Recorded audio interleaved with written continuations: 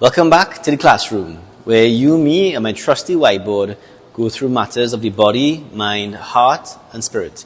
I'm Dr. Roshan Ramnarayan, and class is in session. And today is going to be a really, really interesting topic. And it's a topic that a lot of people have trouble doing, and I suspect there's a lot of misunderstanding about it. And so today, guys, I'm going to teach you all how to meditate. I've actually had a lot of interesting experiences with this concept.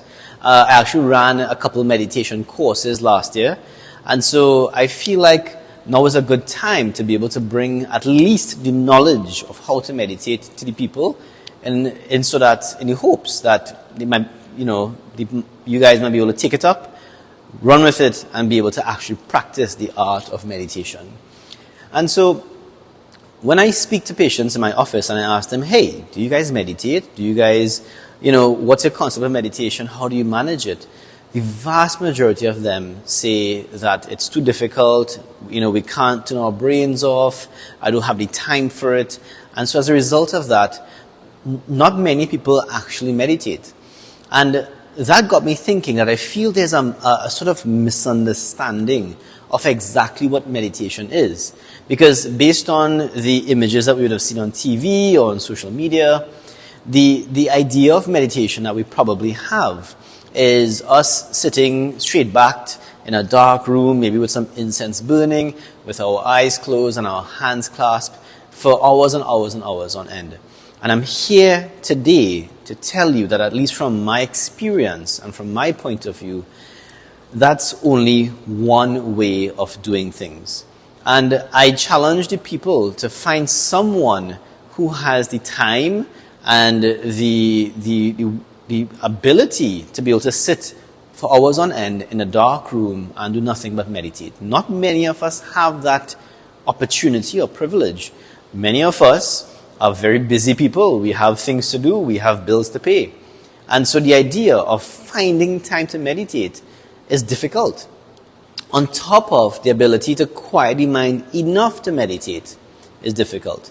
Because from one of my old teachers, the idea of the meditative state was described to me as the no mind state.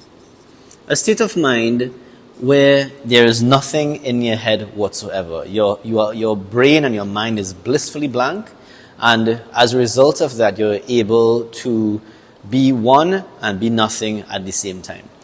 This incredibly, incredibly difficult to do.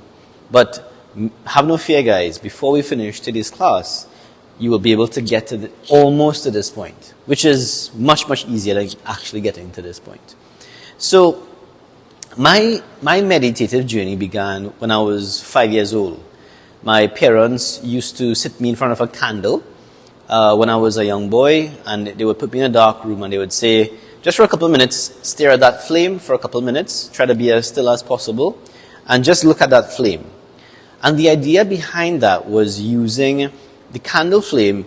It would move just enough to keep a young child sort of, hold their attention, but it wouldn't be moving that much to stimulate their mind. And the reward I got was the ability to blow out the candle after, obviously I was supervised after the allotted time had elapsed. And so that was my journey to meditation. And that was my introduction, and I've been doing that for many, many, many years. I've even introduced that concept to my kids at times. And because you get the positive reinforcement of being able to blow out the candles. So it works well for kids. And so I felt that my version, at least, up until that point, was, okay, I needed to be doing something. I needed to take time, I need to have quiet, I need to be focused on something particular. And so what I would do is, even as a young man, I would come home and I would, before I go to bed, I would meditate a little bit, I would find some quiet time to reflect on the day. I would center myself. And that worked well for me as a powerful coping mechanism. And, I think I may have talked about it in my winding down and de-stressing video a little while back. And it worked well for me, it really did. And suddenly, the kids came along, and joyfully they were there, but it made the evenings very difficult because in the Ramnaring household, when I came home at night, my wife would have been upstairs with the kids, showering them and putting them to bed. And my role was cleaning up the kitchen after they would have had dinner. So as you can imagine, 2 toddlers passing through a kitchen, having dinner, there's food on the floor, food on the ceiling, food on the wall. There's a mountain of wares in the sink. And so my life had changed. And because my life situation had changed, it made it very difficult to still find that time at night to be able to center myself and to be able to settle down. And so what I had to do was, in the beginning, I hustled really, really quickly to wash the wares and clean up the counter and all this tension just to know, okay, time to meditate and time to de-stress. And it made no sense. It was a system that didn't work. And out of that system that wasn't working, out of that desire to still be able to find that centering space, I stumbled upon something that changed my life. It was a concept that up until at that point I didn't have understanding. Because again, my concept was to have a no-mind state. My concept was essentially, my version of meditation was the exclusion of the outside world. And this was my concept, that essentially summarized my concept of meditation.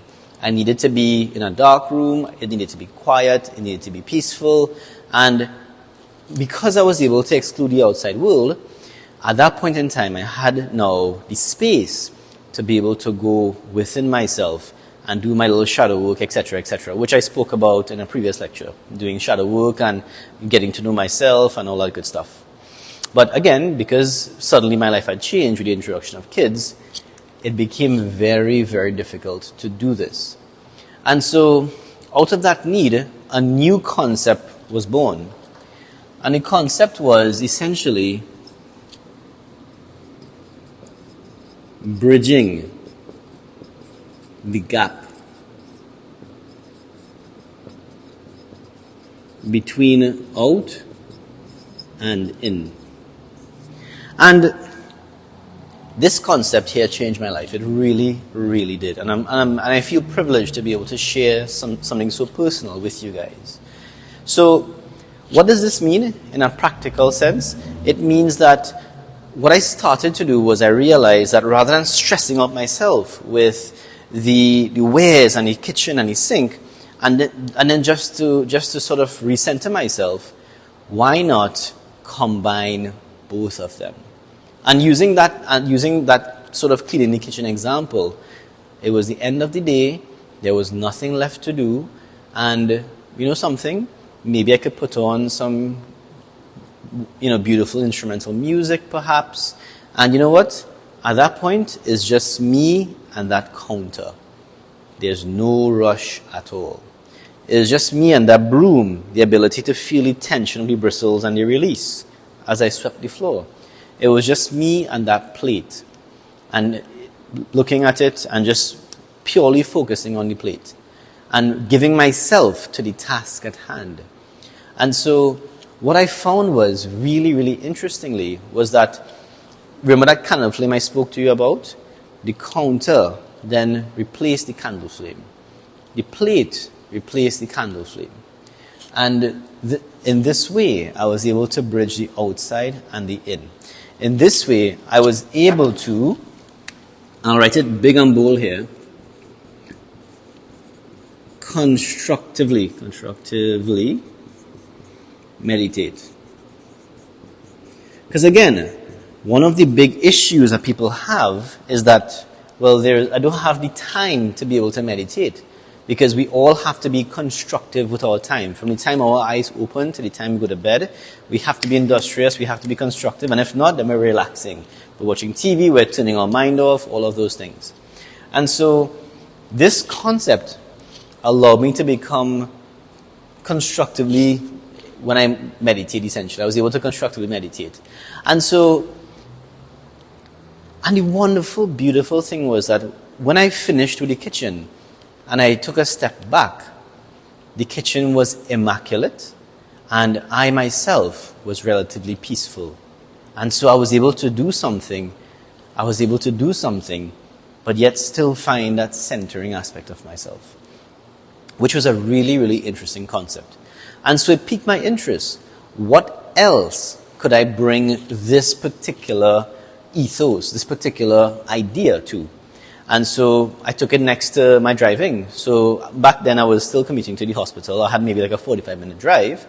And so I would sit in my car, and rather than try to push the traffic along, as you know, as we all try to do, I would sit, and I would have a knowing that, you know what, I'll get there. I left early, and there's nothing else I can do to make this traffic move faster.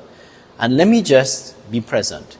Let me feel the air conditioner on my face. Let me look at the cars around me. Let me see the other versions of myself around me. And you wouldn't believe what started to happen. I started to notice people. I was able to smile to a motorist next to me. A small child waved at me, which made my day. And then what happened? I reached to the hospital, to my destination, so much more peaceful and centered. And then after that now, I brought this concept to my work. When I'm working, it is just me and the patient. I'm not thinking about the next patient. I'm not thinking about if I'm running late. I'm not thinking about what is for lunch, what's for dinner, how the kids are going, how the wife. It is just me and that patient. And there's nothing else in the world. There wasn't anything before. There's nothing after. It is just us in that moment. The patient has now taken the place of the candle flame. And the idea, guys, is rather than trying to get to this no mind state, what I'm putting forth to you guys instead is, rather than this, focus on one thing. So rather than attempting to focus on nothing, focus on one thing. Especially if we are new to the concept of being in the meditative frame of mind. Because to go from 1,000 thoughts a minute to no thoughts per minute is setting ourselves up for failure. But make no mistake, we can all go to one thought per minute. We would have all stared at our phone for a long time. We would have all stared at the screen for a long time. A book. We would have all listened to music. Right? We're all accustomed. We all can focus on one thing at a time. And so the idea is, what exactly do we focus on? We can focus on the candle flame. There was a time where I was made to focus on a black dot on the wall. I didn't really like that exercise too much as a kid because it was much more boring compared to the flame. But again, it is the idea of bringing that focus to one thing at a time. And I promise you guys, it's not too late to start. Because again, ability, competency, proficiency. That's the idea. We take time, we put effort into it over a long period of time with discipline, and we will get there. Meditation is like the gym for the mind. And the idea is, when we are at a relatively peaceful state, the world now becomes less stressful. The world becomes easier to manage. Our difficult co-worker, our difficult employee, our difficult family member suddenly becomes less difficult. And that is the reason why this is remarkably, remarkably important. And this concept here, that's why I changed my life. Because there was a point where I was unable to center myself because of the demands that my life had on me. And I was totally adrift. But bridging the gap between the world and myself, and then being able to constructively meditate, essentially holding that meditative state of mind whilst doing something, it helped me so much. It helped me so much. And my hope is that it could help you too. So, my hope is I would have given you guys the framework with which you can apply your own mindset to and your own preferences to. If you guys would like me to go through specific meditation exercises, I'm happy to do that. You could drop a comment on it, and I could probably put it up in a future video. So, my hope is, guys, by the end of this lecture, we would have sort of re-evaluated our concept on what the meditative state of mind is, And we will realize that it's something that is much more doable and it's much more practical. And my hope is, guys, that you would take this concept and put it into practice. So with that being said, if there's any questions or concerns, you could leave a comment down below. And if there's any video suggestions that you guys would like to see, feel free to let me know. Right? And until then, class dismissed.